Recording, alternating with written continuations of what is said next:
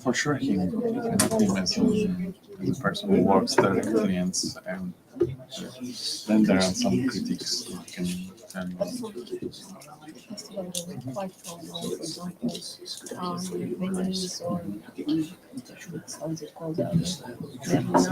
Berlinale.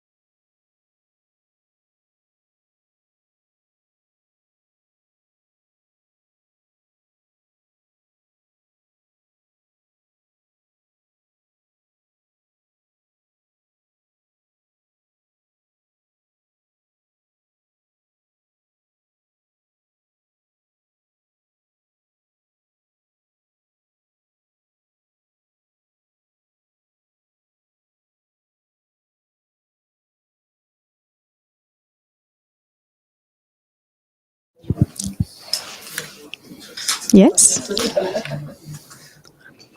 Is the microphone working? Yep. Okay. So let's begin our book launch and talk. So first of all, bonjour, goedemiddag, good afternoon, e gimler. My name is Lisa Dumovic. I'm an anthropologist and a postdoc at KU Leuven here in Belgium. And I did my PhD on the construction of moral subjects in the Hizmet movement in Brazil, focused on women participants. And I did a multi-sited and in-depth ethnography for 2.5 years, but I've been in contact with the movement since 2012 and until today. And first, I'd like to thank the IDP and Mehmet for the invitation to be part of this book launch and mediate this conversation with Professor Paul Weller. And Professor Paul Weller, he has an extensive academic biography and bibliography, so I'll just need to wrap it up a little bit. So Professor Paul Weller, or as he says, just Paul, lives both in Germany and the UK, and he read or took theology at Regent's Park College, Oxford. He holds an Oxford University MA and MPhil, philosophy in social and pastoral theology from University of Manchester, a PhD in religious studies at University of Leeds, and the Lit University of Derby on the basis of his published works. And as you can see, a lot of academic titles. So in relation to Fethullah Gulen in Hizmet, his other publications include Religious Freedom in the Baptistic Vision and in Fethullah Gulen, Resources for Muslims and Christians. In J. Barton, a Muslim sage among peers, Fethullah Gulen in dialogue with Christians. He also wrote The Gulen Movement in the United Kingdom, which is in J. Chelik, J. Lemon, and K. Steinbrück. Gulen inspired Hizmet in Europe, the Western journey of a Turkish Muslim movement. He also wrote many books. So With Sleep, Gulen on Dialogue, Center for Hizmet Studies from London. He also wrote with Professor Ihsan Yilmaz, The Muslim World and Politics in Transition, Creative Contributions of the Gulen Movement from Bloomsbury. He also wrote with Professor Ihsan Yilmaz, also European Muslims, Civility and Public Life, Perspectives on and from the Gulen Movement from Continuum. So an important thing I think to add to this is that Professor Paul Weller has engaged with and researched the Hizmet movement for around 20 years. So his first book is Hizmet in Transitions, which is focused on mainly on the movement in Europe. And The second book is about Fethullah Gulen's teaching and practice, and they are companion volumes, so they complement each other, we could say, and as such, they are better grasped when they are read together. And this is a very, very complex, rich, and extensive contribution to understanding Hizmet in Europe, especially since July 2016. So now I just give the floor to Professor Paul Weller. Thank you. Okay, thank you very much for your welcome, and thanks to the hosts for bringing me here. Apologies to those in the room that I don't speak Flemish or Turkish very well. Mon français en l'école apprend le français, mais malheureusement j'oublié le français quand les mots français trouver nur l'Allemagne. So I speak only really German and English. So sorry for that. I'm also should say at the outset, although I have worked on Hizmet and Fethullah Gulen for a quarter of a century, I'm not a Turkey specialist as a political scientist or a sociologist. I'm also not an Islam specialist. As such, my main specialisms lie in the field of religion, state, and society relationships, particularly in Europe. Issues of religious freedom and equalities and discrimination are my main academic focus. But alongside that, I have for the last 20 years or so been researching Fethullah Gulen and Hizmet. And so I'd like to share with you a little bit something of the contents, really, of an overview of what's in these two books. They're based on an underlying research project that was conducted between 2017 and 2020. And I did this particular project from my base at Regent's Park College in the University of Oxford. And it was a project, and I should be transparent about this, that was financially supported through donations that were made through the Dialogue Society, that is a Hizmet related organization in London. But important also to say about that, in case some people think, oh, well, he would say what he says because that it went through the research ethics and conflict of interest policy of the University of Oxford, which of course is one of the world's leading research universities. And therefore it was sort of fully done as a full academic project with full scrutiny on its aims, methods, objectives, and the way in which it was conducted. As our chair has already said, our moderator has already said, in many ways, I conceived of the books two together. I'm never going to try and write two books together at the same time again, because it was really hard work to do two in parallel. But I wanted to do that because they do, in a way, illustrate what is the argument in both books, which is about the dynamic interrelationship between Fethullah Gulen's teaching and practice and the way that has evolved, and also the evolution of the Hizmet movement in various manifestations throughout the world, but in this case, looking particularly, in that sense, case study in terms of European developments. So this interrelationship, you could get that from looking at one book from one end, and you could get that from looking at the other book from the other end, but the two together complement each other and show how Gulen's teaching and practice has historically developed and is still developing in a way that's influenced very much by context. And part of that context is actually that he is not an isolated scholar or figure or an isolated preacher or an isolated person. It's that dynamic interrelationship with the movement and with the questions and issues that come up from people who participate in the movement that then lead to a circle of development, a hermeneutical circle of development. So that's very much the idea of why the two books are there. So the first book I'm going to take on is the Gulen Teaching and Practice book, where the focus is very much on that, not on Hizmet as such, but on Gulen's own teaching and practice. It's not, I should say, though, a biography. It doesn't attempt to be that. I'll come back to that a little bit later. When I first thought about it, I thought I might write a biography, but then I discovered somebody much better was already doing a biography. It's more contextual exploration of his teaching and practice and the evolution and development of it. It comes, as does the research, from what I call a religious studies approach. That means it's not based on kind of prior sociological or theological theories. It's rooted in an evidence-based approach, something close in some ways to anthropological approaches, I guess, or ethnographic approaches. But it's important to say that unlike when sometimes Germans talk about Religionswissenschaft, for example, they kind of exclude research reflexivity and evaluation from that scientific study of religion.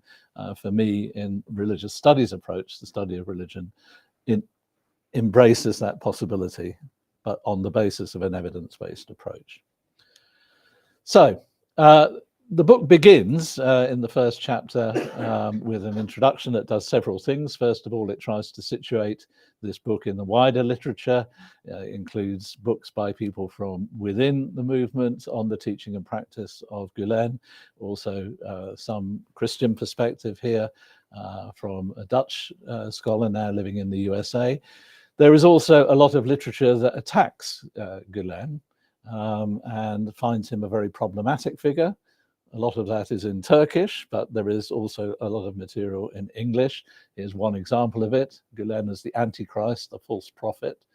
And in doing my research, it was important in the bibliographical terms to engage with the whole range of literature, scientific, non-scientific, positioned, non-positioned, and so on, because I wanted to get that full range of pictures. But of course, because he is a contested figure, particularly in Turkey, one has to take very much account of that. And an interesting book that looks at different ways in which strategic defamation of Fethullah Gulen.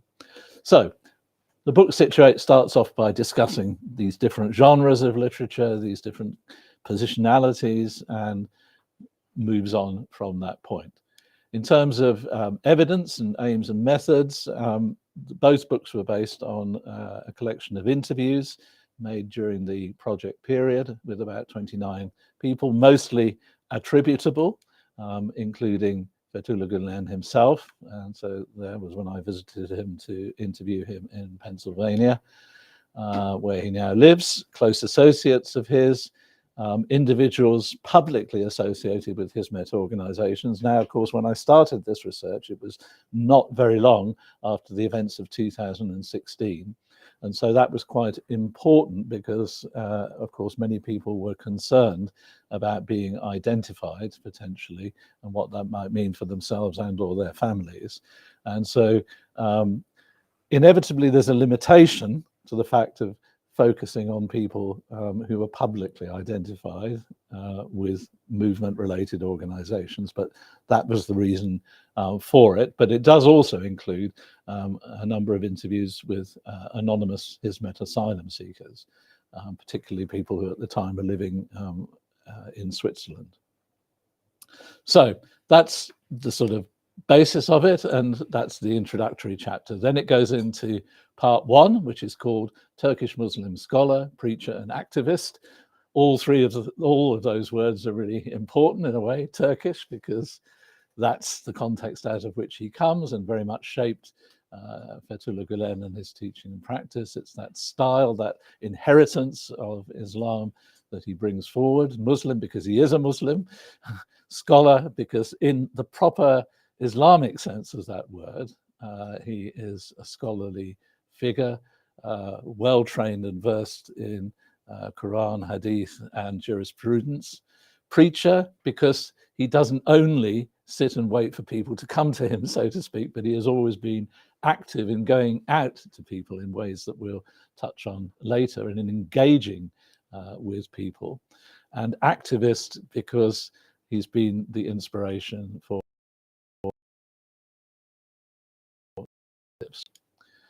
So the first part of the book, the first main part of the book after the introduction, the second chapter is called Person, Places and Development.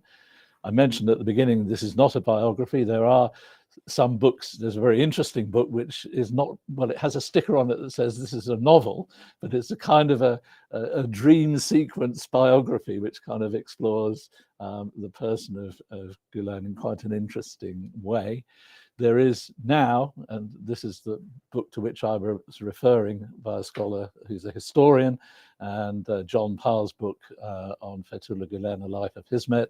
And in fact, John is at the moment touring Germany. I was with him at a launch for his book in Frankfurt last Wednesday, and then he's going on, I think, to Vienna and to Switzerland afterwards. And that, if you want a biographical exploration of Fethullah Gulen, is, I think, what I would strongly recommend. And it's a proper biographical exploration by a historian who's well versed in those methods. But there are other kinds of biographical explorations in relation to thought and action, and then from within the movement also Life in Tears, which tries to explain something of the interiority, I guess, of Fethullah Gulen's biography. So those biographies exist, and in relation to person, places and development, it's fairly a commonplace in literature around Gulen to say, okay, the early phases of his life are very much marked out by interaction with these particular places in Turkey, coming from a very rural, very traditionalist environment as a child, then first of all as a preacher, going right away from the east and northeast of Turkey to the far west of Turkey, where the European influences are stronger and where the world is quite different from a village environment in which he was brought up, what kind of issues and questions that pose for him in starting out then as a preacher, as an imam, how to function in a very different environment than a village environment. And then again, moving on to Izmir, where this going to people became very strong in Gulen's biography. So the idea, we don't just wait and see if people come to the mosque to listen. The remarkable, in many ways, quite revolutionary idea, we'll go to the coffee houses and we'll talk with people there. And this started very much in the Izmir setting, as did also, and here I called the subtitle of that section in the chapter, Creative Contextualization Through Differentiation, because also at this time, the differentiation of what started to be groups of people forming around Fethullah Gulen from those in other kind of Islamic, moving into Islamist kinds of movements, that differentiation, sometimes the confusion, sometimes overlap, but increasingly a differentiation started to take place.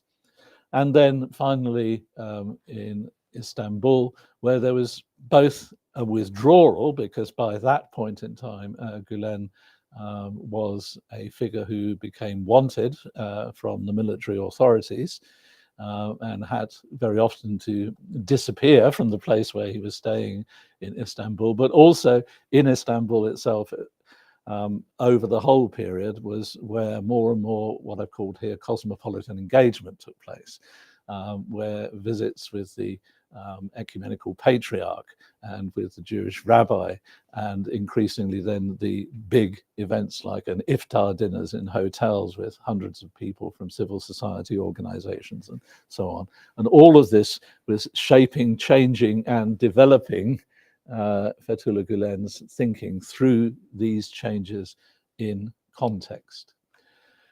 Of course, and what's often studied and highlighted about Gulen and then the Hizmet movement is its role in educational initiatives, and that is very foundational in Gulen's own thinking. It's very clear. He had this saying in the early days that Turkey didn't need more mosques, it needed more schools, which also was in a way a very revolutionary and numbers of religious people quite shocking thing to say, but this was very much the perspective, and the need for education, the formation through education of what he called the hopes for a golden generation, the bringing together of two wings, that human beings should develop both spirituality and scientific knowledge, and both wings are needed in order to be a rounded human being. And those initiatives then started in turn also to shape Gulen, because they posed practical questions. For example, could girls come to schools founded by the movement or not? And if so, what were the issues involved in relating to their parents, and in boys and girls relating together, and then men and women, and what were the roles? So all these questions, which weren't posed in the same way to somebody who was a young man in a village environment, increasingly became questions that he needed to engage with, respond to, and react to.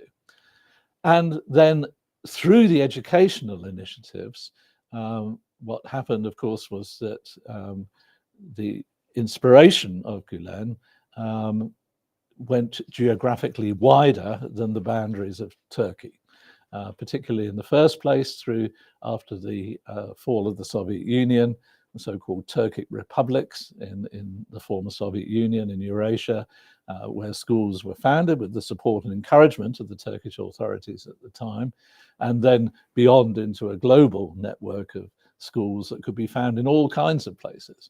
And indeed, people within those who were early inspired in the movement, particularly businessmen who donated, but not only those who became teachers, they were almost in competition with each other about how many schools they could sponsor and found, and we'll support that one there and we'll support that one there. And this extensive network developed from that. But in parallel with all this, and schools were recognized, I think, in the wider Turkish society as being a big contribution and benefit. Nevertheless, there was always this undertone and underturn of suspicion on the part of state authorities. And at various points, Gulen, not just now post 216, but at various points throughout his life, has been perceived in one degree or another as potentially enemy of the state, and has had to be on the run in effect.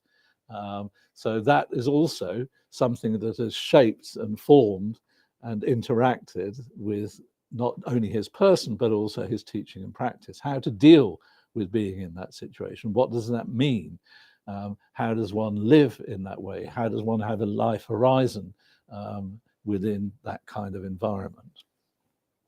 So then part 2 of the book I called Islamic Rootedness, Taboo Breaking, and Socio-Religious Implications. So in this part, I really want to argue how much it is the case that Fethullah Gulen is strongly related. It's not a modernist Islam that he preaches and espouses, or a liberal Islam in the sense that many Westerners might conceive of it.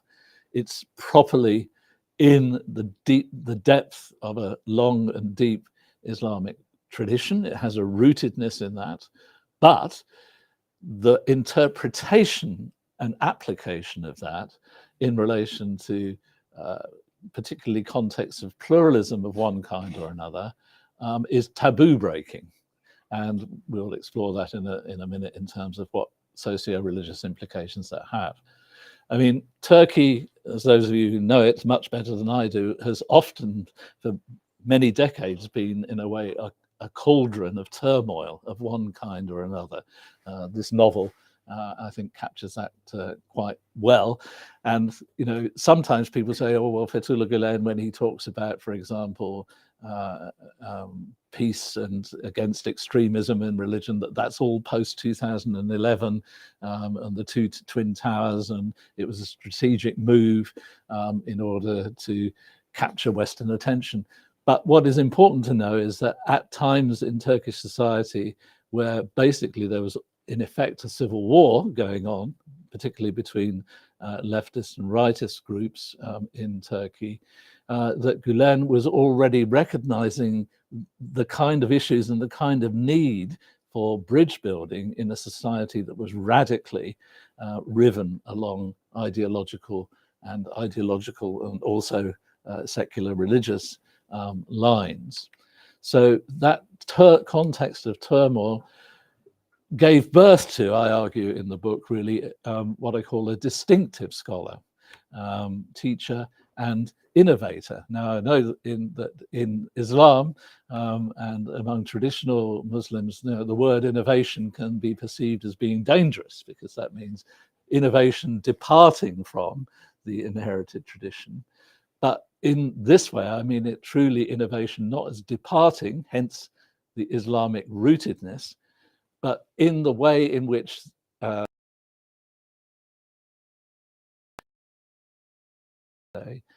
implications, that is where, and one can see that in terms of the schools and, for example, the opening up, albeit long and slow process in relation, for example, to the role of women within the movement. And still a long way to go on that, but nevertheless, innovation occurs, but in a proper way, in a sense, in relation to Islamic tradition.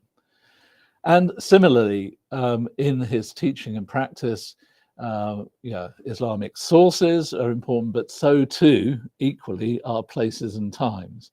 And it is that revelation, in a way, continues in the present moment, as well as in what has been given in the past. And that is quite, again, a radical step.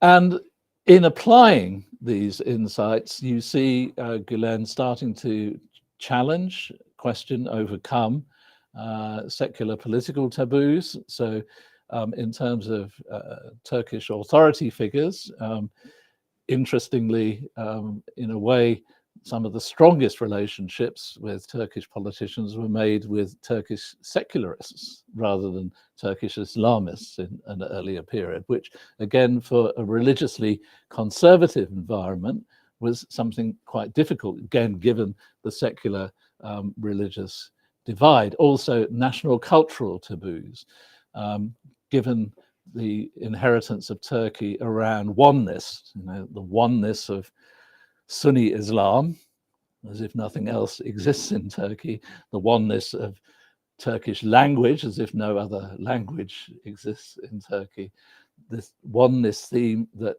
culturally, religio-culturally hides the diversity, and breaking the taboos associated with that, again, are quite challenging, but a part of what Gulen has started to do in his life in Turkey, and also religious taboos. A picture of him meeting the Pope, of course, because he met the Pope. There are those who charge he's a secret cardinal sent by the Pope to undermine Islam, but there we are. But this is very significant, a significant meeting, a significant time, and with a public figure in the same way also with the Sephardic chief rabbi of Israel and others. So in his practice, one sees these, you could say, symbolic events, these symbolic initiatives, which were not only the events themselves, but opened up vistas that previously were closed down behind taboos, barriers, anxieties, worries, concerns. So then chapter 4 of the book I call Islamic Spirituality and Social Processing. Both of those words are kind of important because a lot of books and research articles that particularly looks at Hizmet movement, but also at Fethullah Gulen, wants to try and explain him in terms of kind of socio-political dynamics. And those are real cultural and historical dynamics. They're part of the thing. But I always want to argue, and in both of these books, I try very strongly to put forward the case that one cannot understand, certainly not Fethullah Gulen, and also not the Hizmet movement, without fundamentally understanding it as religious, and religious in a full and proper sense, including not only the formal practice of religion, but also that inner dynamic, that spirituality that informs and gives vibrancy to all forms of religious practice. But that stands in kind of counterpoint in some ways, as I try to argue and explore in the book, with the contemporary anxiety that informs many Muslim organizations, initiatives, movements, and often also individuals. An understandable anxiety that comes about through the historical processes in which majority Muslim countries have been colonized by imperial powers, in which really only Turkey was the exception to that general rule in the full sense, and in which often in the book I cite the thing where people go on the streets and shout, Allah is great, Allahu Akbar. But often what they're really shouting when they're shouting that is, and we feel so weak, and we feel so under threat. Maybe that's what they're really saying, an insecurity, a cry, a cri de coeur. And that insecurity comes out from a background, really, of a way of also interpreting the historic sources and the religious sources of Islam, in particular the Quran, but not only that, through the lens of what I call a heroic tradition.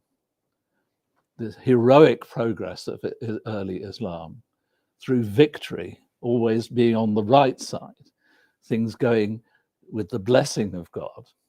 And that kind of way of interpreting the Quran and interpreting Muslim tradition leads to certain consequences. Gulen, by contrast, has a different, an alternative hermeneutics that doesn't read the Quran through the lens of the heroic tradition. He reads it much more through the lens of the companions of the prophets, for example. And then further in the chapter, I try to explore, again, something of the Sufi inheritance that Gulen draws on in terms of Rumi and others, and the idea and the importance of the idea of the true human within that, sometimes translated into English as the perfect human, which maybe is rather misleading. For Christians, it gives some problems sometimes because they think, well, you can't be a perfect human being, but it isn't meant like that. It means the true, the rounded, the complete human being in the sense that God intends that. And that theme about the true human, and then the theme of love, and then the theme of service, of course, the word Hizmet itself meaning that, these become the keys, the hermeneutical keys through which then the Quran and Islamic tradition is, so to speak, read backwards rather than the heroic tradition. And that I explore in interviews with a number of people who've been with Fethullah Gulen since the beginning. Then also coming out of this, the importance in Gulen's teaching and practice of human freedom. Indeed, it's even suggested by some people that it's almost become a sixth pillar of the interpretation of Islam. And human freedom is not about tolerance in the way that we've conceived of it in Western societies, coming about as a reaction to interreligious wars and tensions, but is a theological vision about how that belongs to the human being, because the human being is created by God and should respond to God out of human freedom.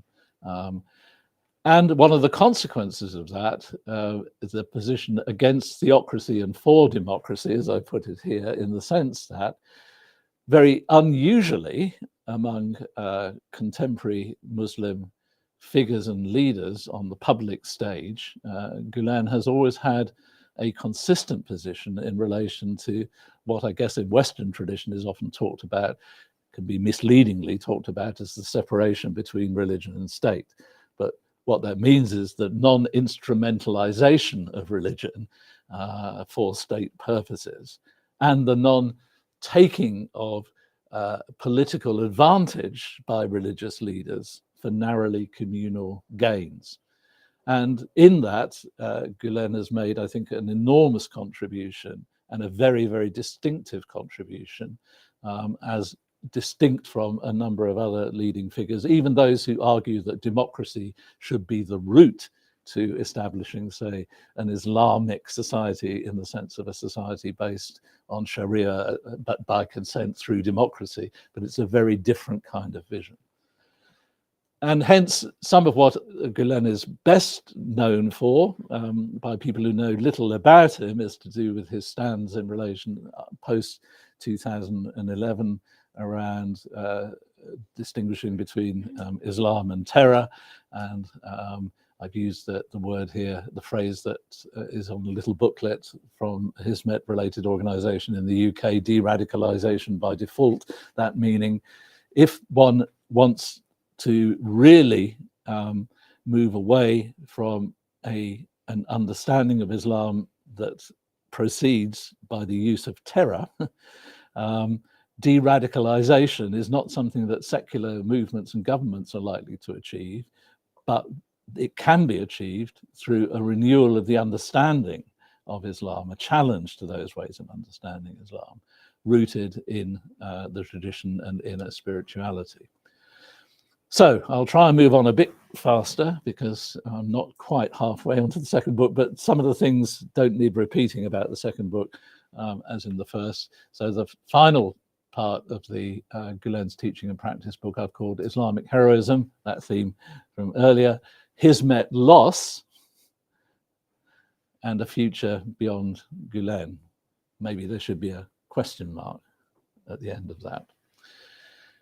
But juxtaposing Islamic heroism and Hizmet loss, why? Because clearly post what occurred in 2016, I, in the book now, describe Gulen himself as a figure, as a wounded exile. He was in the US before that. But when I met him, it's absolutely clear the amount of weight that he feels what's occurred to people, in a sense, who either have been inspired directly by him, or even people who have nothing really whatsoever to do with him, but have been linked to him. This is a burden, a very deep burden for him as a wounded exile. So both he and Hizmet have had to come to terms with dealing with what I've here used the word trauma, because that, I think, is what has occurred in a very deep and profound sense. And can one deal with this out of the tradition of Islamic heroism? Or does one have to find another way forward for understanding this? Now, one of the ways of understanding it, that Gulen himself, in some of his texts and preaching post-2016, is to apply the idea of hijra, the hijra of the Prophet, to, but I discussed this quite a bit with him, and it's reflected in the interviews in the book. Of course, he points out that that original hijra was something that was, in a sense, chosen, albeit reactively, to an environment where the Prophet went out from to another environment. And what's occurred to people in terms of exile is not a voluntary thing, or in many cases is not a voluntary thing. So what occurs if you try to look at this whole situation of profound loss backwards through a hijra interpretation? One of the interviewees in my book calls this post-fact religious causality. He's saying that basically the consequence of doing that is you try and, in a way, explain away everything rather than looking deeply into causes and effects, and also responsibilities, perhaps, within the movement, as well as those who are oppressing people. So within that opens up the whole debate, which is explored also in this book in relation more to Gulen himself, in the other book, for the voices that are diverse voices in European Hizmet, around, well, what is the degree of self-criticism that comes out of this whole process, and what are its limits? So then finally, in chapter 6 in the book, I call that Inheritance, Methodology, Integrity and Creativity. And I try and do some evaluation from my perspective in relation to Gulen, looking at him again only interactively with Hizmet, not as an isolated figure. I speak about distinctive normativity. So I'm not claiming that Gulen is unique, but I do make an argument for his distinctiveness in the normativity in which he's rooted, and ordinary normality as well. But the question is posed, and people are asking the question, sometimes more quietly, sometimes more explicitly, in the present or the post-2016 situation, what is the future? This is a human being who will not be here forever, and what occurs at the end of his earthly life. And in relation to that, I argue that really, I think he doesn't leave, it's not a body of teaching, though there is that, but what he leaves is a methodology, a way of understanding, approaching, and interpreting Islam. And that methodology is something that I think is what he's leaving to those who are inspired by him to themselves use it, rather than to say, this is the body of teaching, that's it. Rather, here is, it sounds a cold word, a rather clinical word, but here is a methodology, here is an approach. Take this, apply it for yourselves.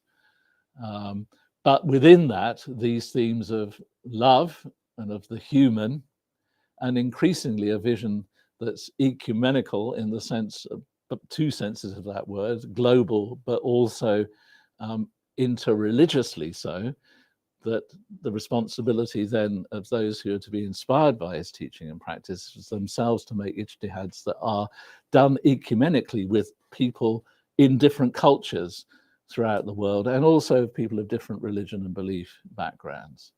Question mark, going beyond Gulen. So that's the first book.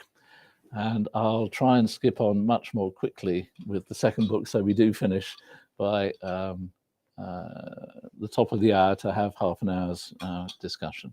So the second book really is a kind of a case study, or case studies, because there is no singularity of the European Hizmet. There are arguably Hizmets in Europe, or at least different expressions of Hizmet, and this book focuses on that. Of course, Hizmet, the word, as this particular book has it in the title, very clear, Hizmet means service.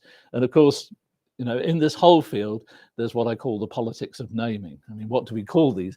Hizmet is the name used by people themselves, but lots of other names are around. People will say Gulen movement, but is that, or there are those who identify from the government circles of Turkey at the moment wanting to call FETÖ a terrorist organization. So the whole terminology, the whole field of terminology surrounding Hizmet, or the movement, or whatever you want to call it, is complex and contested, and that's explored at the beginning of the book, as are also evidence, aims, and methods in the way that I outlined earlier.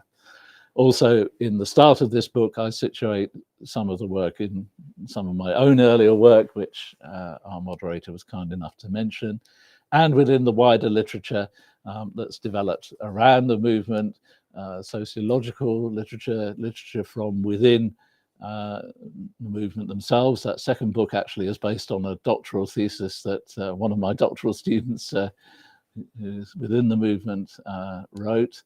And then others, and again there are the perspectives strongly seeing Hizmet as a threat, messianic threat movement, state regime security, FETÖ, you can see. So this is part again of the whole literature, not just around Gulen, but also around the movement, and one has to engage with the whole range of this literature, I think, in order to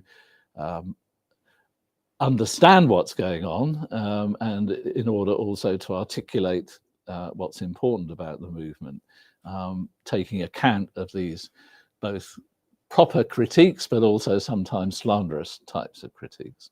But it's all part of the environment in which the movement has to exist.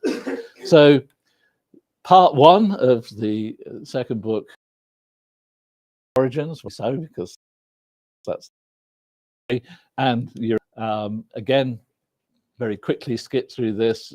Started off in a way, and here I explore it in relation to the three big foci that one finds in various manifestations and expressions of Hizmet, which reflects in turn Said Nursi's understanding of things that are important for contemporary practice of Islam, namely education to overcome ignorance. And we've talked a bit earlier in the first book in relation to Turkey's need for more schools, not mosques, so the theme of education.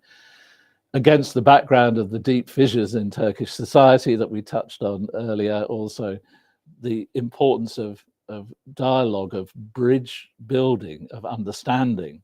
And that, of course, within the origins of the movement in Turkey was expressed through things such as the Abant platform, which did remarkable work at a time in Turkish society where very often people of radically different perspectives would not really sit down in a room together to discuss things, but brought people of quite differing, particularly across the secular religious divides, together in ways that at least enabled a communication to take place.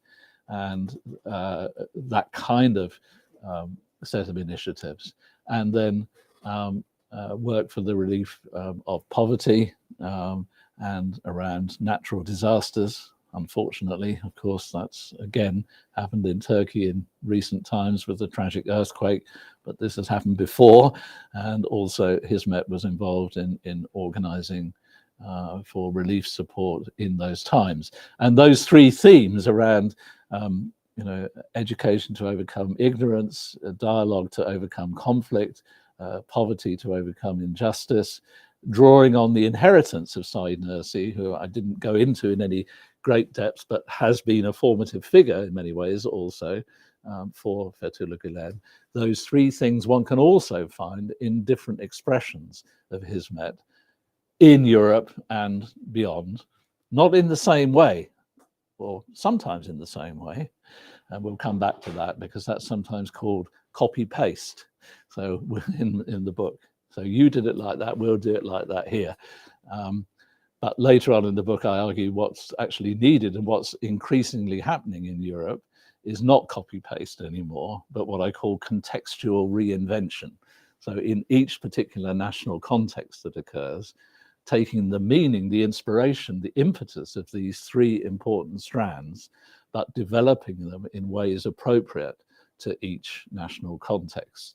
Learning from each other and from each other's experience, yes, but not thinking you can take that from there and do it there, because you can't, because the history, the environment, the context, the whole place, the role of religion in society, historically in France is quite different from in Germany, quite different from in the Netherlands. And so even the starting points are different, and one needs to take account of that. And increasingly, I think part of the exploration and story of this book is the way in which Hizmet is starting to do that in a creative kind of way. I'll skip there and come to, basically the book looks at Hizmet in a number of countries. At the moment, I've got up there symbols from Hizmet-related organizations in those countries. I'm not claiming they're the only ones in the country. It's just for some visual. But particularly in the book, I look at the UK, Netherlands, Belgium, France, Germany, Italy, Spain, Denmark, and Switzerland, and then some other look at a brief look at one or two other countries. Now, here one sees again a lot of difference, because a country like Belgium, Germany, the Netherlands, first of all, you have the very strong originally migrant-based Turkish communities, which continue to play a very substantial role, both in the wider society and in relation to Hizmet itself and its development. In countries like Spain or Italy, this is not the case in the same way. The ethnic diversity, if you want to put it that way, of Hizmet itself is much more than it is in countries like Germany, Netherlands, and Belgium. And also the Turkish presence per se in Italy and Spain, and even in France to some degree, is not, and in the UK outside of London is not very strong. So these starting points, these building blocks, are differentiated in different European countries. Actually, Switzerland's a very interesting case. Often not very much is written about Switzerland, but some of the very earliest Hizmet initiatives in Europe were actually in Switzerland and cross-border between Switzerland and Germany. But the Swiss people who I interviewed said we had to learn how to liberate ourselves from the Germans in terms of how we practice Hizmet as well as learn. So it was quite interesting. But yeah, this diversity, different starting points, different socio-religious contexts, but also then different ways increasingly of working out Hizmet. So then the first part looks at kind of those things more historically up to, if you like, 2016, and then you have the impact of the events of 2016 and what occurs thereafter. And this is really the first book-length publication, I think, that does that post 2016, and I call it Turkish decentering. So it's decentering the Turkishness of Hizmet in different ways. And through I'll skip here a little bit because this is some of the, otherwise we're not going to finish by 2 o'clock, but in this part of the chapter, Pivotal Issues in Pivotal Times, I was exploring the run-up really to what occurred in 2016, and we can come back to that in discussion if we want, but I'll skip over that now because what I want to focus on primarily, again, is this sense of trauma that's occurred through the events of 2016 in Turkey and also in Europe. And so in the book, I explore and use the idea of what I call a 3-layered Hizmet that has come into being. So the original, if you like, migrant inheritance, particularly in countries I've mentioned earlier, originally primarily guest workers who then established themselves, and in those early days also circulating cassettes of Fethullah Gulen, the occasional visit from Gulen to European countries quite early on, quite importantly, and then other people who were close to him. And then the development of another generation of leaders within Hizmet organizations, just starting in the 2000s to come out into the public sphere, no longer the original founding people in Europe, but starting to take the lead in organizations like this. And then the impact of newcomers, quotes unquotes, those who've had to come from Turkey, either literally as asylum seekers, refugees, exiles, or others who found other routes out and use business visas of various kinds or whatever in order to escape from the context there. And how Hizmet now in the European setting, again, somewhat differently in different European countries, deals with this dynamic of this 3-layered Hizmet.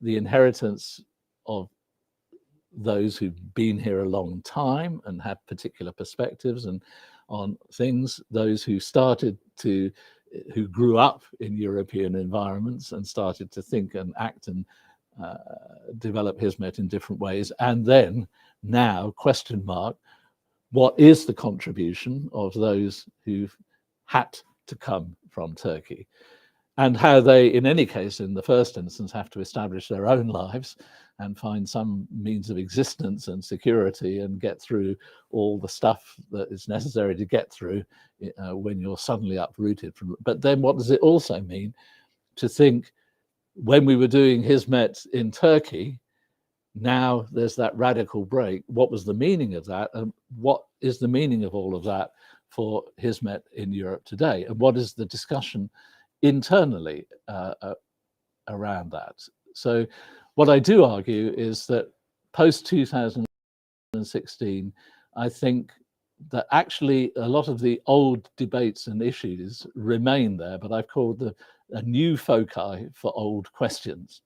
So, for example, in the Netherlands, in particular in the Netherlands, over many years, various parliamentary inquiries took place into Hizmet, whether it was a terrorist organization or a radical organization or whatever.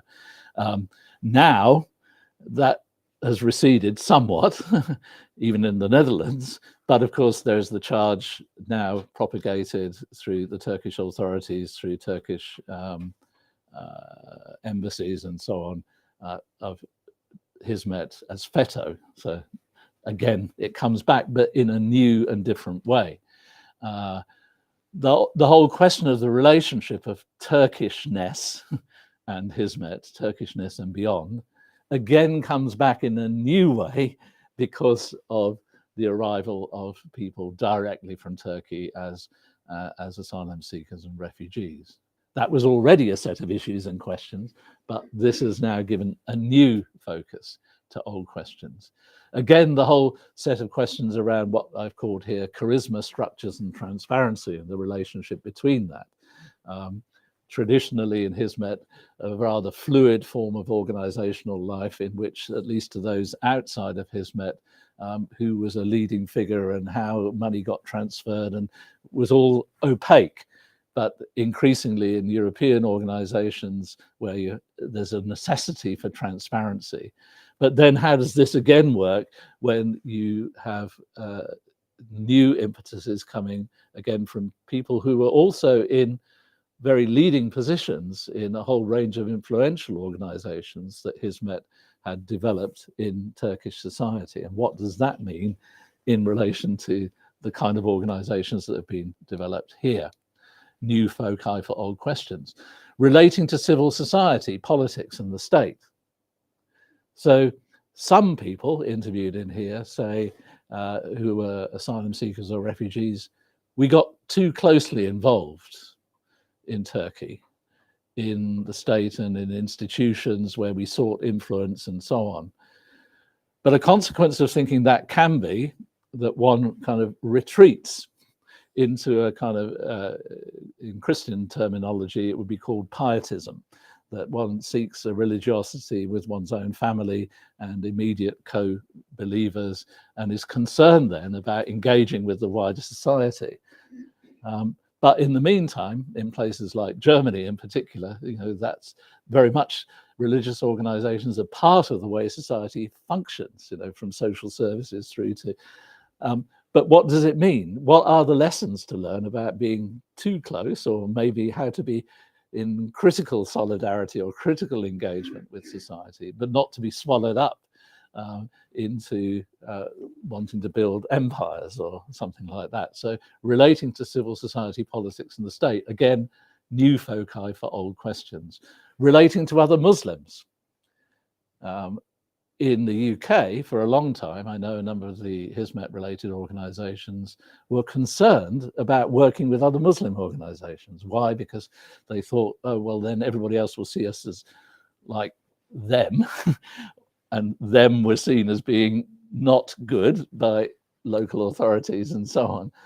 But what does it mean to stand apart from people who are actually co-religionists, even if one has different understandings and interpretations, and sometimes quite radically different? Can you cut yourself off? Should you cut yourself off? Or is there a task actually to engage equally with the wider Ummah as there is with the wider secular civil society? And finally, also, of course, the question about gender, which remains contested and still in process within Europe and within Hizmet. So new foci for old questions. And then in concluding, the final chapter I call continuing values, so continuation, different expressions, and here's the more speculative bit, future trajectories. So trying to say something about, okay, there is something I think that can be traced in terms of a continuity of values, but increasingly there are different expressions, and the question is, where does it all go? So taking those three themes of education, and ignorance, of conflict and dialogue, and of relief of poverty. I can see something of a slow incremental transformation beginning to happen, so that education to tackle ignorance, in the book, one of my interviewees from the UK said, well, you know, what should we be doing now? There's no point to establish a fantastic private school like Eton or Harrow in England, because they already exist. Should our education be working with kids on the streets who go about knife crime? And could our educational mission actually be more to do that than create elite educational institutions? It's still education, but with a different focus. It's not there, it's starting in different ways, and these questions are being asked. Also, okay, dialogue and how that goes about, and what also is engaged in that. Sometimes Hizmet organizations, I think, have aligned themselves to the language of whatever the particular local authority is. So when social cohesion, let's say, was a word that, a phrase that, you know, and we're about social cohesion. But what does that mean? Shouldn't there be some kind of tension as well as some kind of affirmation about what social cohesion might mean? Some real dialogue that might be slightly different from a socio-religious perspective that Hizmet might take. And, you know, is there brave enough to explore that? Very interestingly, I think this theme of poverty relief, one of the things I have noticed, and I do think is occurring in quite a number of settings in Europe, is that idea of tackling injustice through poverty relief. But of course, poverty is often not the root of something, it's the consequence of something else. Where's the structural injustice that underlies it? And downstream comes the poverty. But also what's starting to happen, and I think through the direct experience of Hizmet people themselves, is increasingly supporting human rights initiatives. Why? Because many people who've come as refugees have also seen themselves that perhaps they didn't see some of the things that were going on in Turkish society and history that could have been seen with a human rights perspective, but they were blind to it. But now are starting to see that and are asking questions about it. And what does that mean for us in this society where we now are? And what does it mean? How does it mean to be, okay, let's work with the government on social cohesion. But, you know, in the UK, our government is about to do crazy things like ship people off to Rwanda if they're asylum seekers. You know, is that something to be worked with, or is that something to be challenged? And where does Hizmet organizations stand on that? So in all of that is the challenge, what I call in one of the sections towards the end, meeting needs and keeping the balance between all those things. Hizmet in Europe with and or without Fethullah Gulen. What is this future that could be? And I think the remarkable thing that Fethullah Gulen teaching and inspiration has achieved among many who are inspired by him is what I call a confident engagement, a proper self-confidence as Muslims, not an arrogant or an aggressive or a defensive self-confidence, but a proper sense that one has something to contribute based in one's Islamic identity, but in a way that engages with the world also and with the Islamic sources through that different hermeneutic of interpretation. And so also in Europe, going from, I touched on this right at the beginning of this little session, from copy-paste to contextual reinvention. So thanks very much for listening, as well as buying the books. I don't know whether I should say because they are, but they are also available free to download as PDFs, which is a good thing. And I don't know how many people, at least 14,000 or so. I don't know whether that means they've all read it, but at least the downloads have been quite widespread. And there's the links for you to look at things on screen, as well as I still like to have them in my hand as well. But I'm a bit old-fashioned. So thank you very much. I'll stop there. And I hope you were able to follow that, and I'll look forward to discussing with you now. Thank you.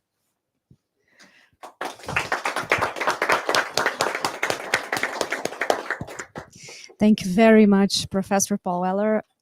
This was very generous of you for sharing with us the key points of your thought and the key issues of your research.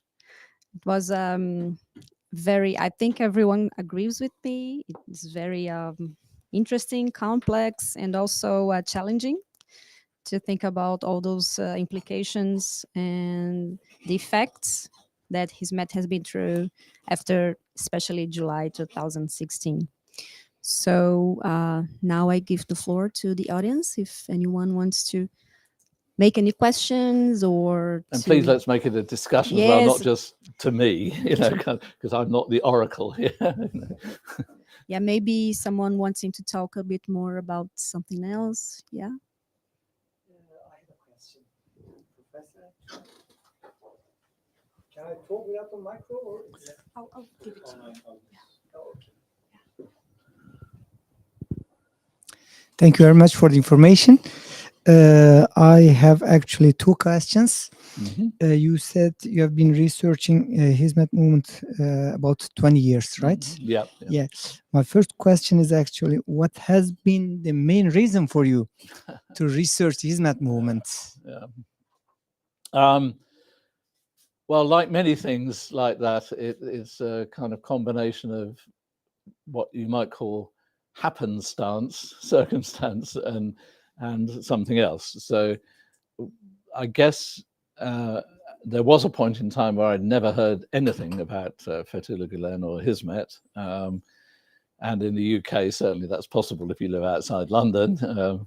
I had somebody who came along and wanted to do a doctoral thesis. So I mentioned his book to people in the movement. He's, I think, reasonably well known, Mohammed Chetin. And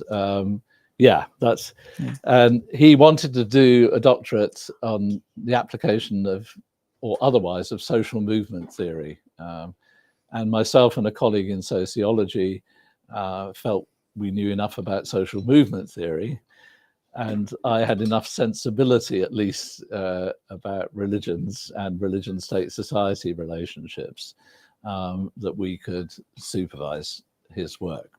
So in doing that, I got to know him, got to know more, and decided I wanted to know more, in any case, as an individual as well as a scholar. Part of that, and here it often is the case that kind of personal things play a role. So, I mean, I am personally a believing Christian, as well as an academic in the study of religion. And I come out of the so-called Baptist tradition of Christianity, which has a strong emphasis on religious freedom. And so I was particularly intrigued by what I saw in the teaching of Fethullah Gulen around the whole question of religion, state, and religious freedom issues.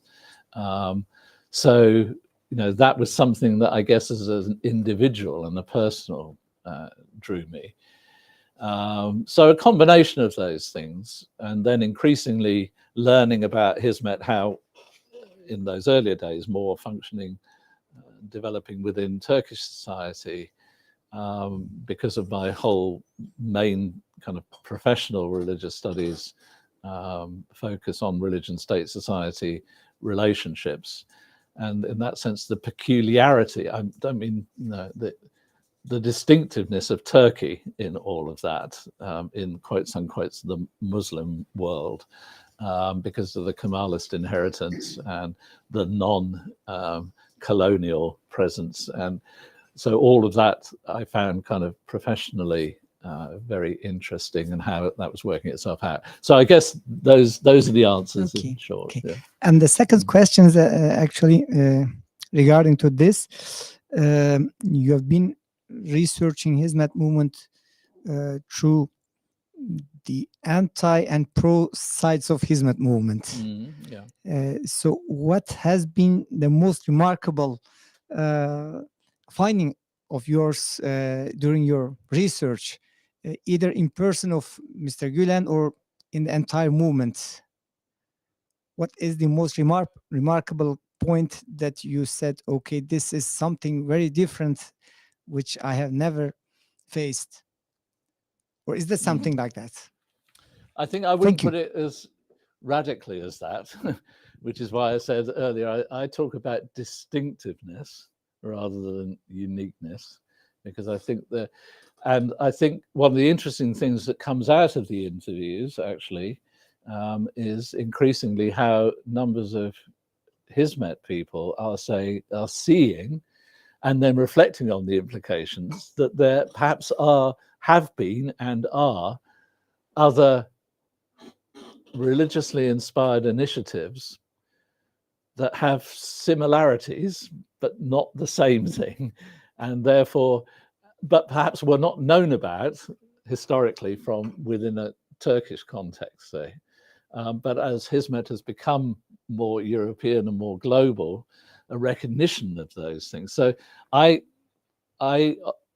don't want to talk about uniqueness. I do talk about distinctiveness in terms of, and distinctiveness in relation to Fethullah Gulen is what I've already touched upon. This kind of what I called in brief heading notes, the rejection of theocracy, that Islam does not need the state to survive, as Gulen put it, and that I do find fairly distinctive, not unique again, but fairly distinctive and important because of it coming out of a scholar who is, in the proper sense, traditional, not in the Western sense, might say liberal modernist, whatever that might mean, but he clearly rooted deeply. Although I know there's another, and I've been hearing a little more recently actually about how it also in Europe now, I know the DNet had written about how he is a heretic, and I know I've been hearing recently how that theme is also coming to the fore among those who might be opposed to Hizmet in Europe. But I think, as far as I can tell, and at the beginning I acknowledged I'm not an Islam specialist, but as far as I can tell, and from the knowledge of those who are, it's very clear to me that he works in, I say, properly traditional ways.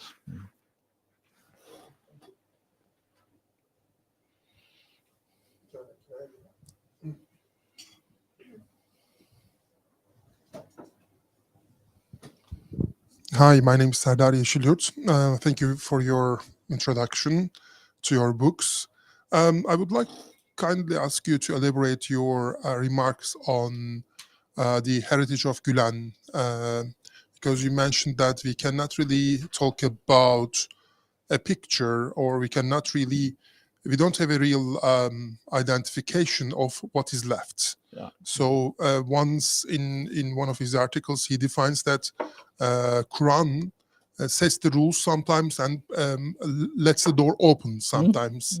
Mm-hmm. Can you also let us how you perceive his heritage to the followers, so that or if you would like to speculate on that too, what would that how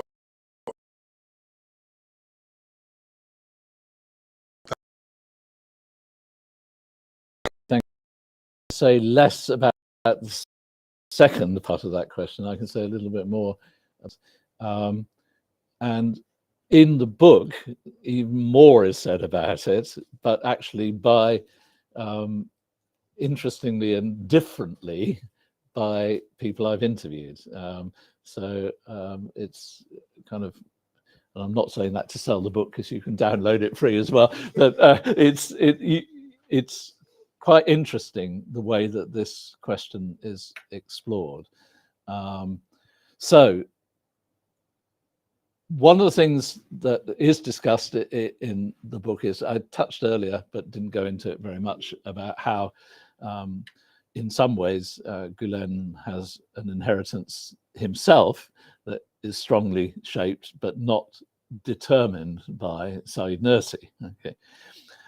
And as people who are familiar with Nursi and those who developed around his teaching and practice, following Nursi's death, there was what one might call a freezing of his works, almost literally, certainly in terms of the language in which they were written, and a lot of debate and contestation, even whether they could be appropriately translated.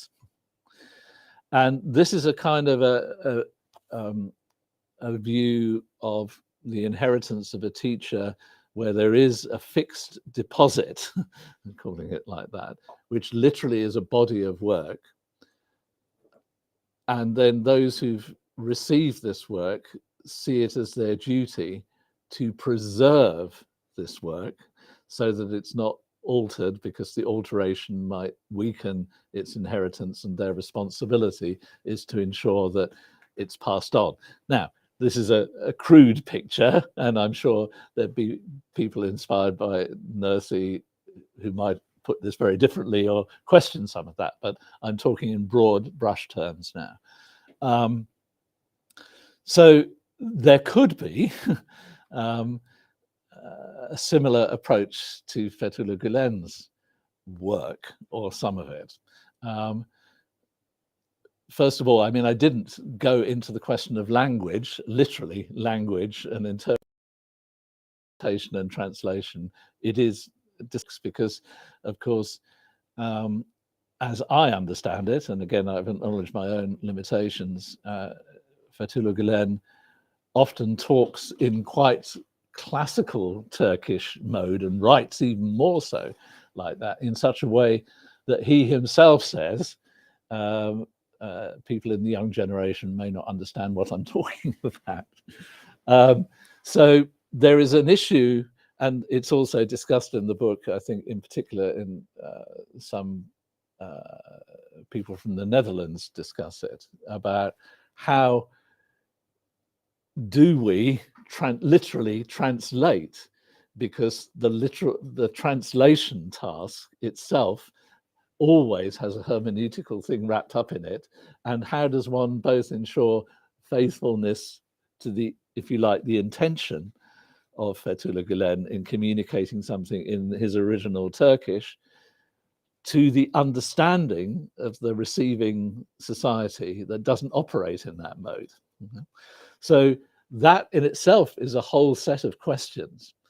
And of course, you know, there are many translations of things written by, or sometimes not written by, or interviews with Fethullah Gulen that appear in other languages, not only European, but Japanese, Korean, and all around the world. So the question of inheritance at the level only of even transmission of a body of work is itself poses a lot of sets of issues. But beyond that, I think that theologically, Fethullah Gulen himself tries to challenge the notion that I have said all these things and you should, in a sense, preserve and do this. Rather, this very strong emphasis, which is this, the word might sound wrong because it sounds slightly one-dimensional, but I talked about him as scholar, preacher, and activist.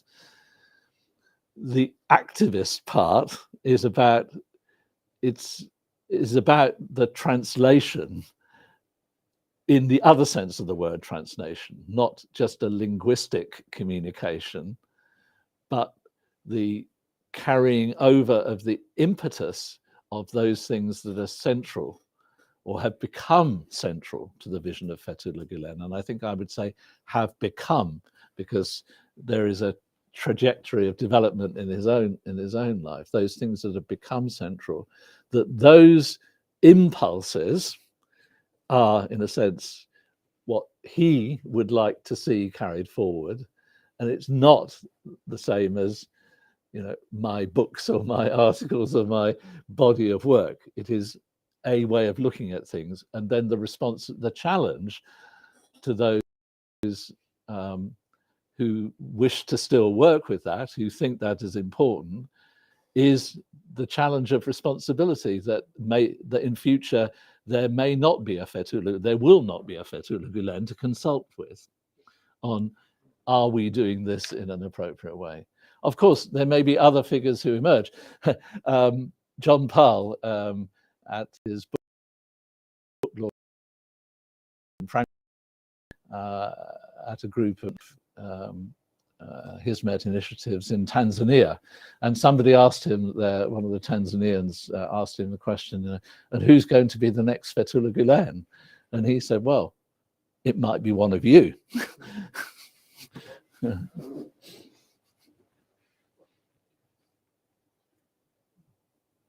I had a question as well. So I don't know if that was anything near what you were asking, but I hope. If you may, I mean, this Sorry. activist versus Sorry. intellectual. I mean, you mentioned that, but when it comes to translating or transmitting the message of an activist to his books and transmitting it to the next generation, how can it be done? Because he's an activist himself, but he's also an intellectual, and the words or the actions he has taken can be interpreted in different ways by the people who has taken that initiatives with him even. Yeah. And is there anything in your mind which may suggest how this can be proceeded? I mean, let me ask it this way: transmitting his activism into next generations, how can this be understood? Sorry. Yeah. I'll maybe come back to that in a minute to see if I can add anything useful. But I know what you're asking about, and it's an important question. I may not have a clear response to it myself. It might be interesting to hear what others think about it, in fact. But yeah. Yes, I wanted to ask a question. I have known the Hizmet movement as long as you have been writing academic books about it. So my words will not be as nice as yours. But I have been engaged in the teaching of the movement from day one. And 2016 has had a very big impact on it. It has had the heydays, and it's now over, we can say. But what I like about the teaching and why I practice the teaching is more on a human level. And I was wondering, do you think, because you know the Hizmet movement and you also know a lot of the works written about it and against it, do you think it's possible to practice the teaching by people who are not religious or not Turkish? Because yes. Yeah. Good question. I think, well, in relation to people who are not Turkish, yes, is the short answer, because clearly, I mean, there are, in any case, around the world, some will have more Turkic backgrounds from Uzbekistan or from wherever, but not only that, but yes, and within Hizmet organizations, there are people who clearly have that. As regards to people who are not religious, there are certainly many individuals who work with, sometimes more closely and sometimes in a different organizational setting, but in collaboration with Hizmet, who recognize within it something about this, I call it this emphasis on you said the human. And, that is very important, I think. And, I was also asked a question earlier about why I became interested, but I'll also say at various points in my life, the human concern of people in Hizmet has been also kind of touching for me. So a number of years ago, my previous wife became terminally ill and died.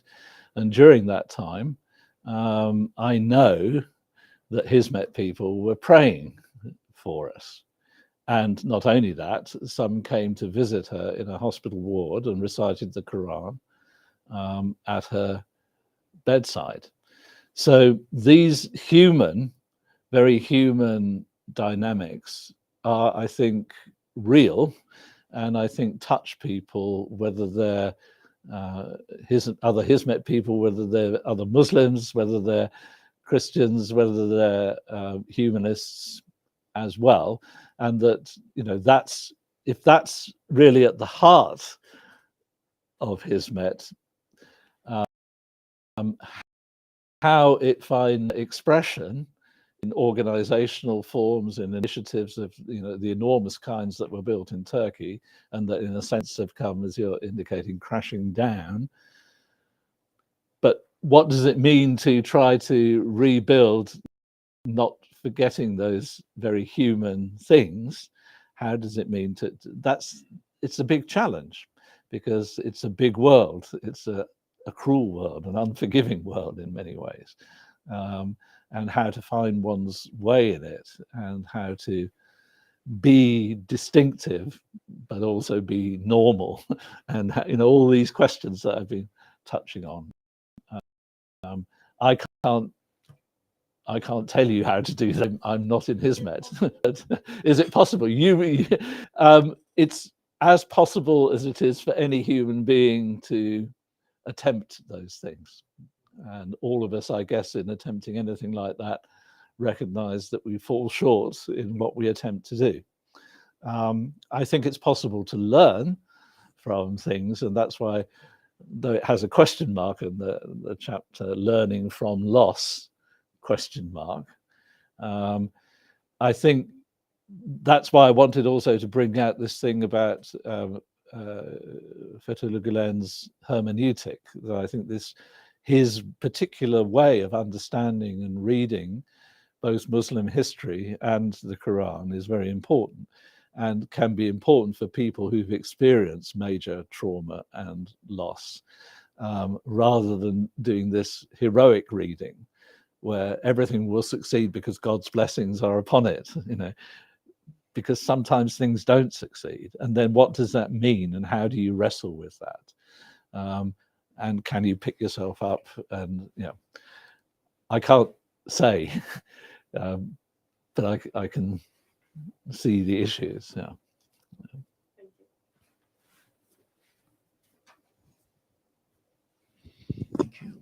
My name is Selçuk Gültaşlı. I was writing for Zaman Daily, which was violently confiscated by Erdogan regime back in 2016, just before the coup.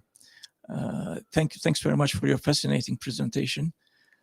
My question is, what do you think in the post-coup period, the Hizmet got strengthened or got weakened?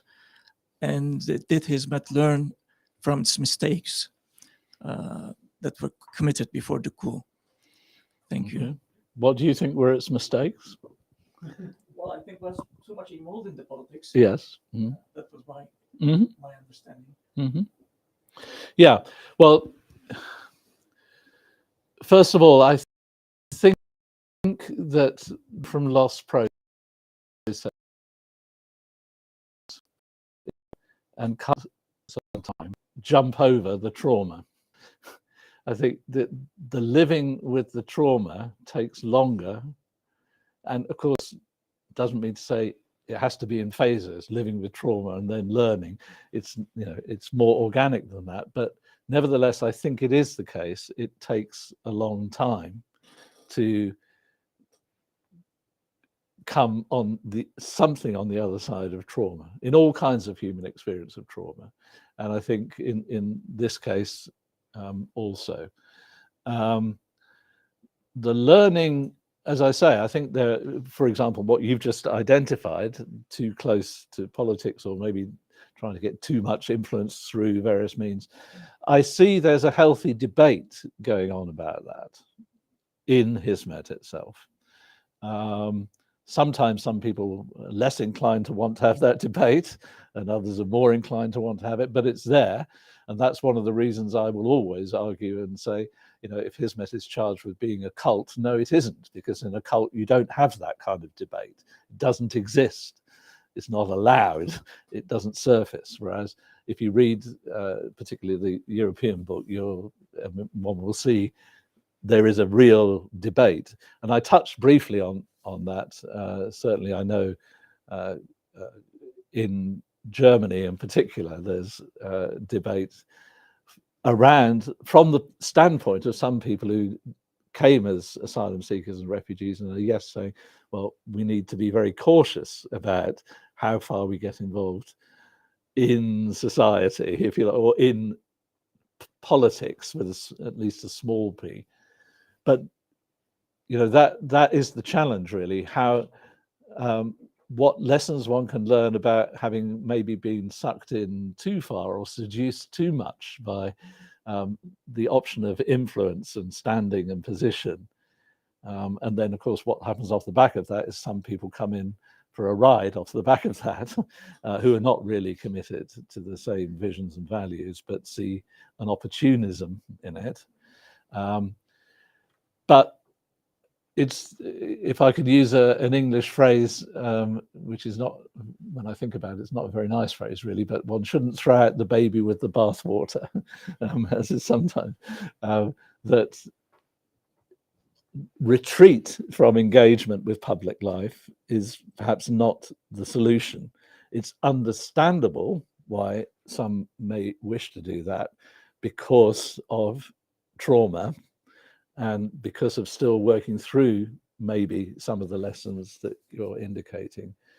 But in the end, if a religious vision has anything to offer to anyone, it can't be just for me or just for my family. It has to be something at least that can offer something to the world. And the question is not about doing that. The question is how one does it, and what are the dangers involved in doing it? What are the opportunities?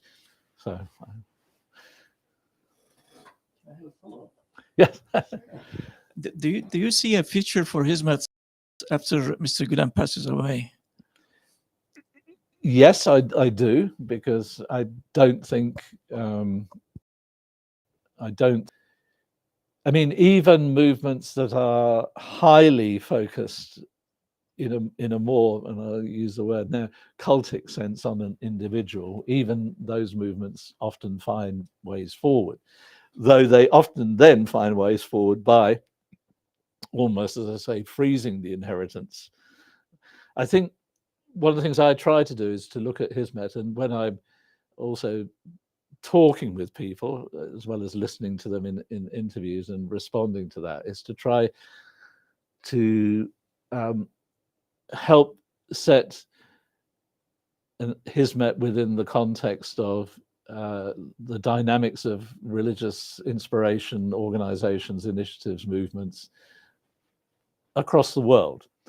So, and this is again why I don't like to talk about unique, I talk about distinctive, because there are many dynamics that one can identify in Hizmet, that one can identify in other kinds of religiously inspired movements.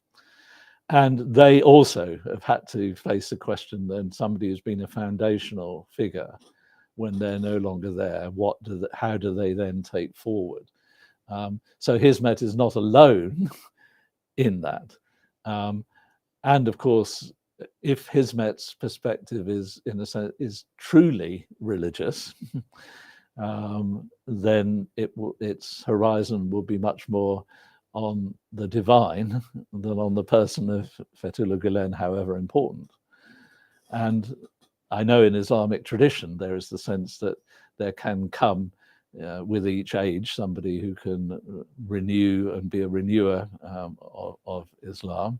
That, you know, from a believing Muslim perspective, that can occur again. Hence also the John Paul kind of half laughing but half serious comment. Yes, maybe the next Fethullah Gulen comes from Tanzania.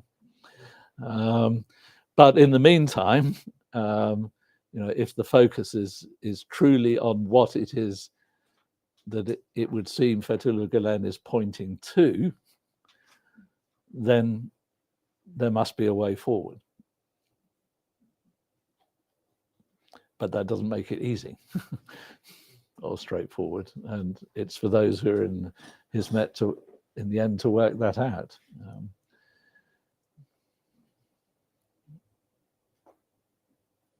I always feel slightly awkward when people ask me a question like that, because I think, well, who am I to say, But on the other hand, because I'm not in the movement, I know, I can, but I have enough connection into it to have a sense of really, and to know some of the debates and issues that are going on.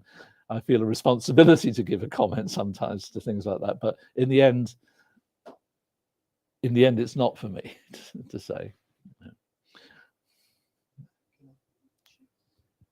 I'm Chris van Toff from the Royal Academy in Antwerp.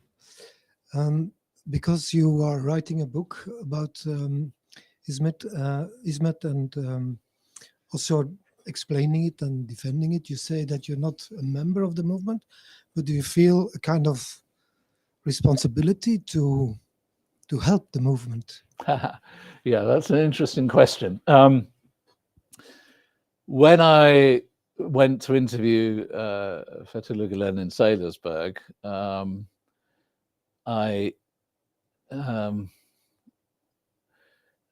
I said to him that I hoped that at that point it was still like a project in my head. I hoped that it might be of some small service of truth. So now I know the word truth is not unproblematic because there are many perspectives on truth, but I'm not sufficient of a postmodernist to believe that any truth goes. I think there's a distinction certainly between defamation and things that can have sufficient evidence to.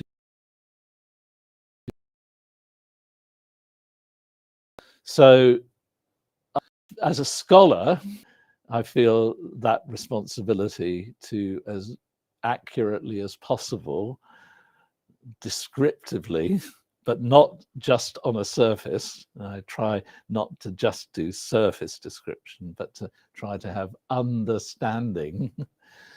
That I think is a proper scholarly task as a human being, because I'm also myself a religious believer. I feel a responsibility to that also, from a different kind of perspective, but complementary. And a lot of my other research work has been to do with the interface between religion and belief and policy making in terms of governments and institutions, and I've always felt it important to, in principle, conduct scholarship in such a way, not that it's instrumentalized by governments, but that it can contribute something that it ought to contribute something to wider public life, discourse, discussion, debate, and it has something different to contribute than, say, journalism, which is a different way of looking at issues, and that therefore I try in my work to kind of make it as open and accessible and as possible, and to take every opportunity to communicate it, which is why I'm happy to do things, hello world that's watching over YouTube as well, because I think that's important. Yeah. I think it's important for not Muslim communities to understand that this is not something of the Muslims. Yes. This is far beyond that. It's from all religions, I would say. It's like you say, it's not about the body. It's more about the mythology. How do you live? How do you stand in life? And I think it's very important that we have doesn't matter from which angle you approach that you carry the same philosophy. Thank you.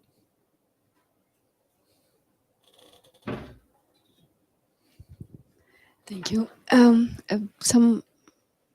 It's a follow-up, I think, partially of what was just mentioned. You mentioned that Fethullah met the Pope, also the Rabbi of Israel. So we can already guess that there is a preaching of interfaith dialogue. But my question was more into that.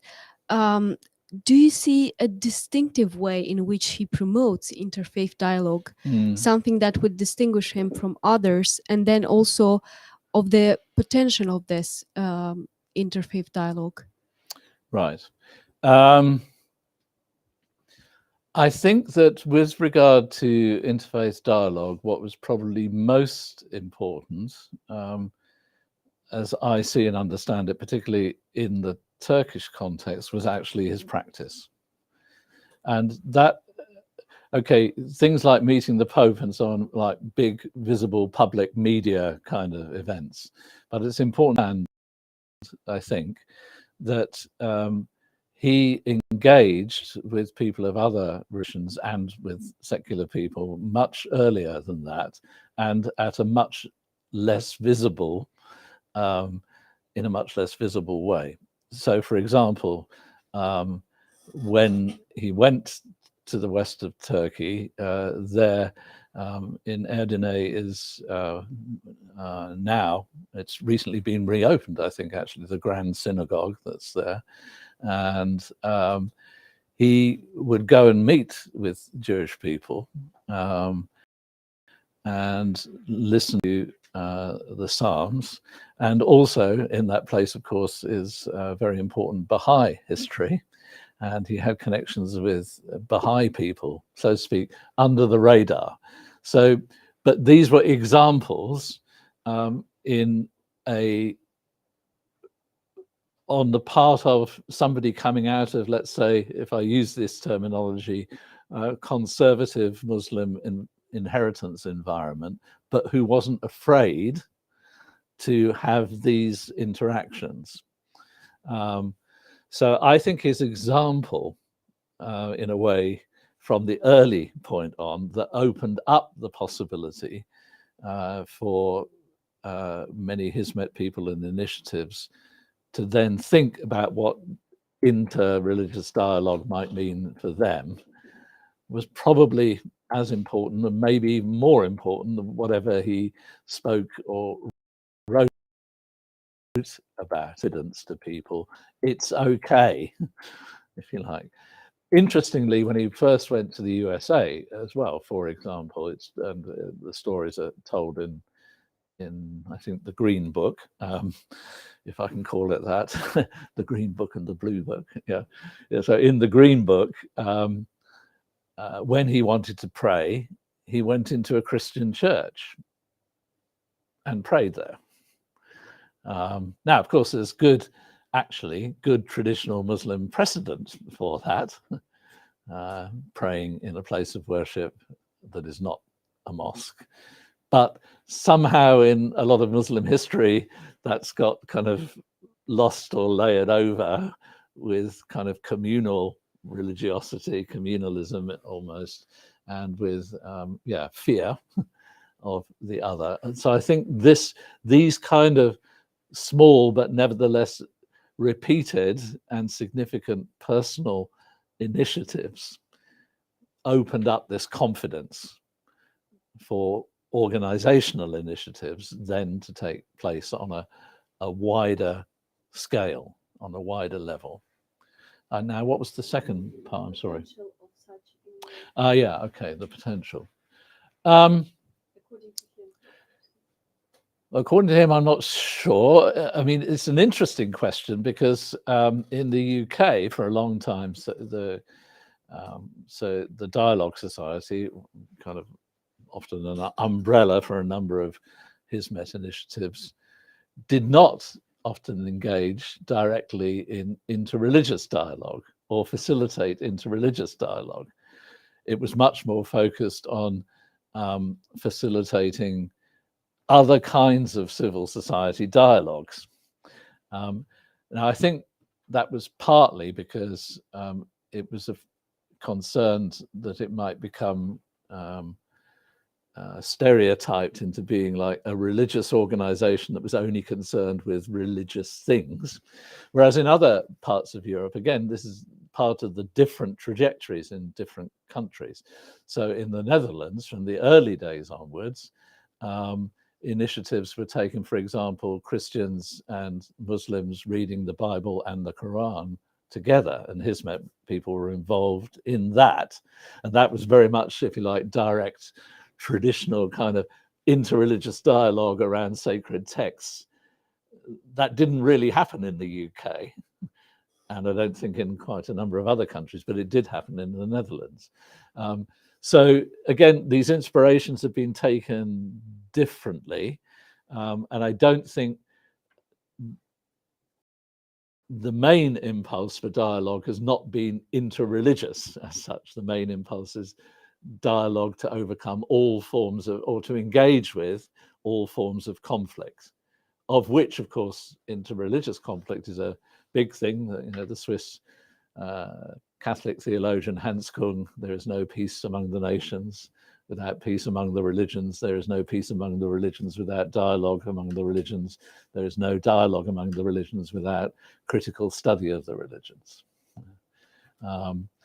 So I think it has potentially a big role to play, but important not to see it hasn't only been about interreligious dialogue.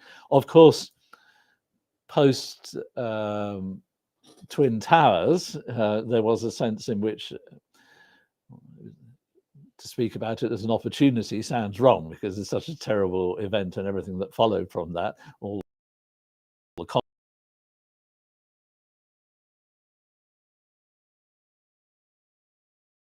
there was I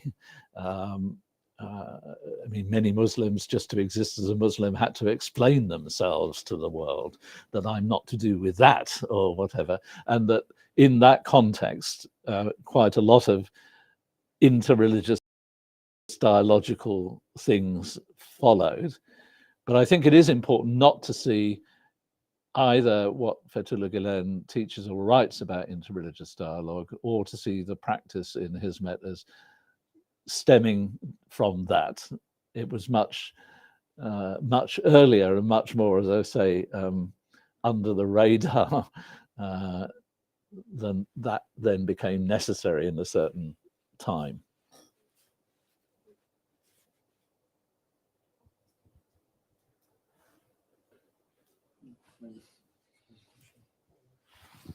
So thank you, Professor, for your brilliant presentation, a structured one.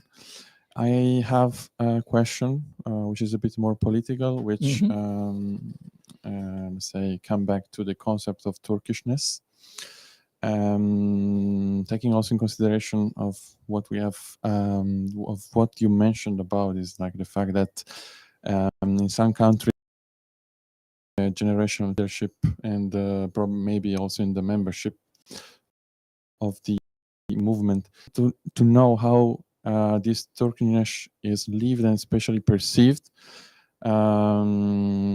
by people, but also by authorities in some parts of the world, especially if it can be seen, if it can be perceived as a threat from some governments that maybe see them as cultural, say, the organizations that promoting, say, the Turkish culture can be seen as a threat or as a menace. I'm talking especially about the Balkans, for instance. I think it's very sensitive region, or also the Central Asia. because I know that also for the the Turkish state organizations are not always seen in a good way. Those regions in Caucasus, for instance, because of course, Russia, because Russia's,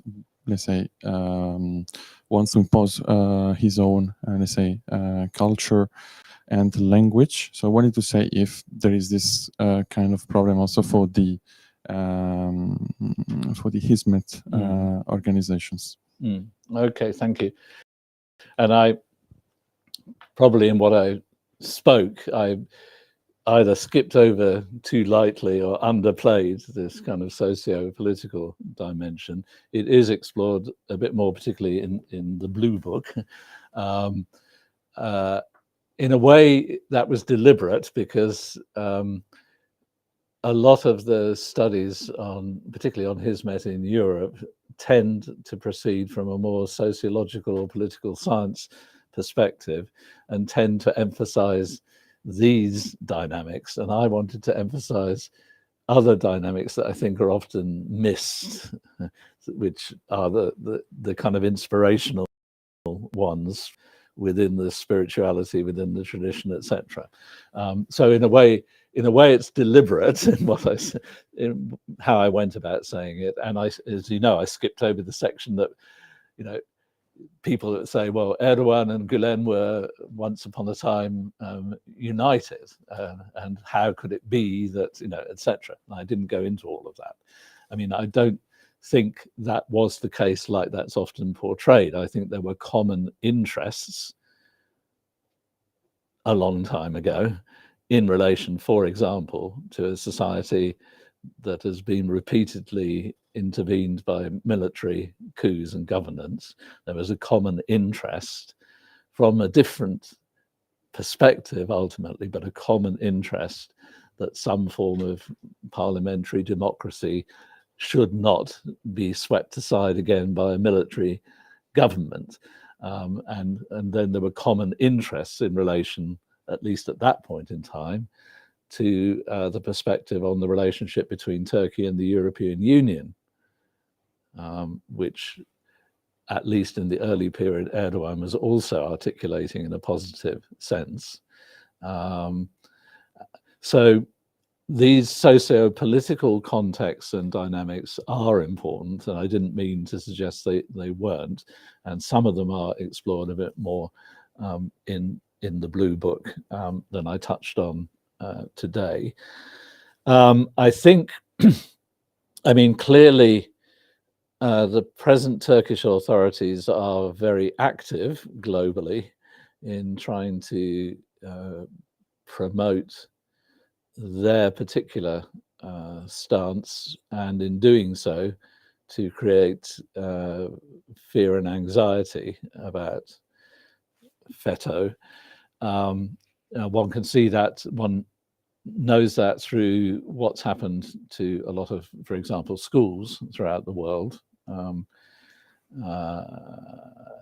that's clearly, for example, Pakistan as an example, but also in a number of countries in Africa, where also the economic interests of Turkey, alongside those of China, are growing, and where with that economic interest is also a political influence and pressure to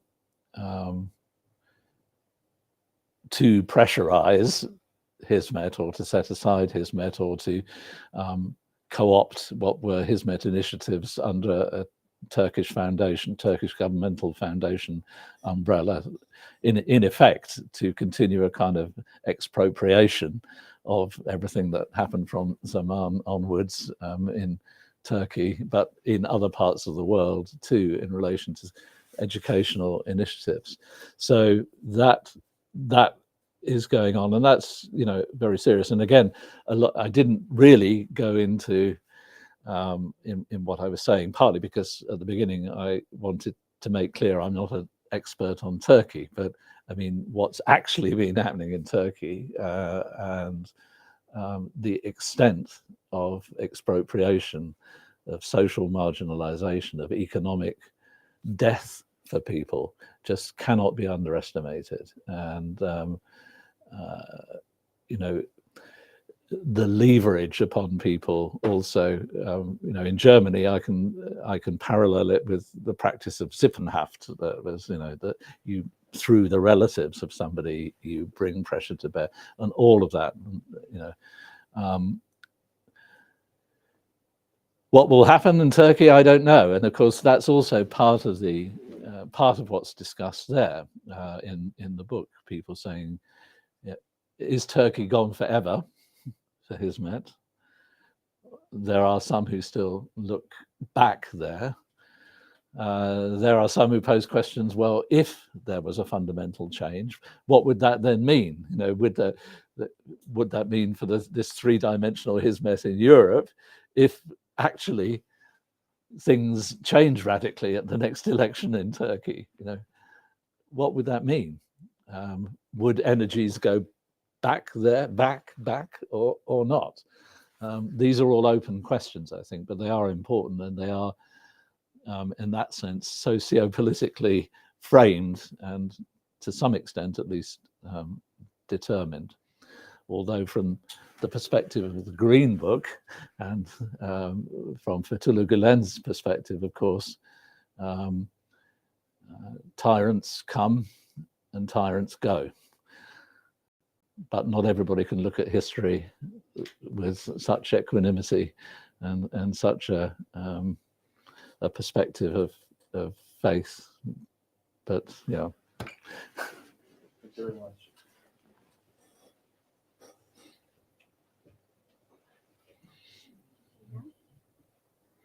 I'd like to make a question. We still have some few. Moderator's privilege. I wanted to ask you to, well, we know that most of the publications on the Hizmet movement, they tend to be, to portray Hizmet movement as like a monolithic group where individuality has no place.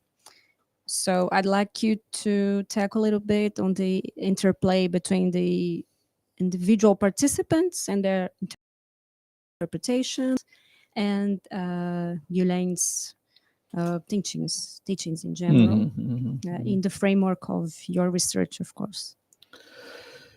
Yes.